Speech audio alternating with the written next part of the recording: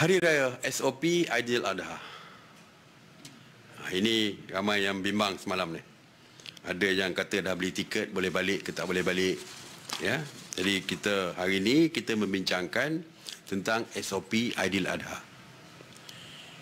Kerajaan membuat keputusan untuk menyemak semula SOP Hari Raya Aidiladha dan ibadah korban. Setelah kita mengambil kira risiko penularan semula jangkitan COVID-19 ini. Oleh itu, pihak kerajaan telah memutuskan untuk menghadkan jumlah lembu ataupun haiwan yang dikorbankan. Kalau lembu misalnya tidak lebih daripada 10 ekor haiwan. Tak boleh lebih daripada 10 ekor. Had maksimum 10 ekor, iaitu haiwan yang disembelih di masjid, surau dan lokasi yang dibenarkan oleh pejabat agama daerah dan pihak berkuasa tempatan. Dan had ini pun tertakluk kepada keluasan lokasi tersebut. Kalau boleh, kalau luas, boleh sampai 10 ekor, boleh 10 ekor. Tapi kalau kawasan yang sempit, yang maksimumnya hanya 6 ekor, maka 6 ekor lah yang dibenarkan. Walaupun dibenarkan melakukan sembelihan di tempat yang saya sebutkan tadi, tetapi digalakkan. Kerajaan menggalakkan supaya melakukan sembelihan korban di pusat, di rumah-rumah penyembelihan di bawah Jabatan Perkhidmatan Veterina dan swasta.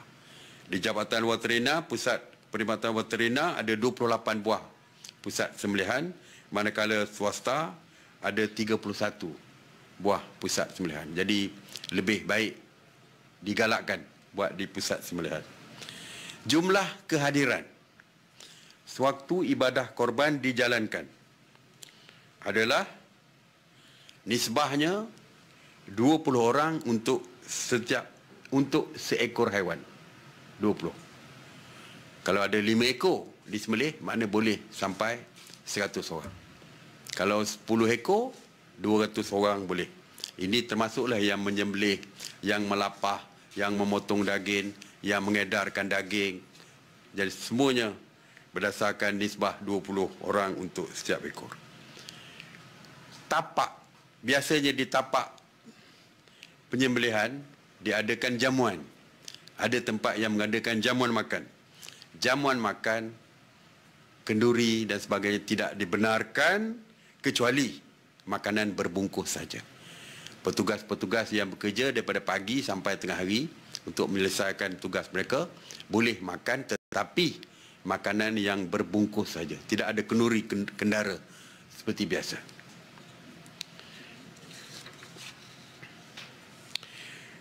Waktu ibadah korban di masjid dan surau boleh diadakan selama 4 hari. Iaitu hari pertama, Hari Raya Aidiladha, digalakkan selepas solat Aidiladha, dan 3 hari tasyrik yang lain. Jadi hari pertama sehingga hari ke-4 boleh diadakan. Cuma oleh kerana Hari Raya Aidiladha pada tahun ini jatuh pada hari Jumaat, tentulah timenya limited kerana sembahyang solat Jumaat dan sebagainya, maka digalakkan untuk melakukan korban itu pada hari kedua, ketiga dan keempat. Tetapi digalakkan. Bagi jamuan di rumah, saya percaya beberapa negeri besar sambutan Hari Raya Aidiladha ini, walaupun tidak semua negeri.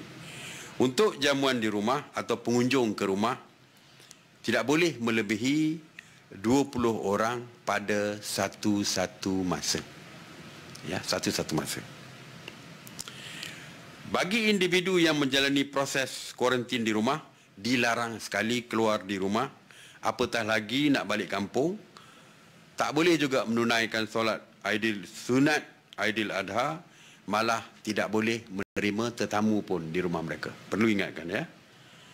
Jadi jika individu yang memakai wristband ataupun gelang kuarantin melanggar peraturan, orang ramai diminta melaporkan kepada pihak polis serta-merta.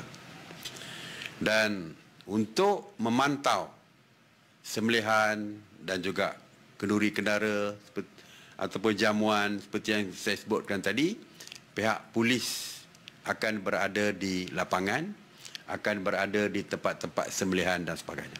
Mereka akan memantau dengan ketat seperti yang kita laksanakan sewaktu Hari Raya Aidilfitri. SOP tentang sembelihan dan Hari Raya Korban ini terpakai di wilayah persekutuan, walau bagaimanapun boleh diguna pakai oleh negeri-negeri lain. Kerana seperti kita tahu bahawa soal ibadah dan sebagainya tentang agama terletak di bawah kerajaan negeri masing-masing. Kerajaan Negeri Sarawak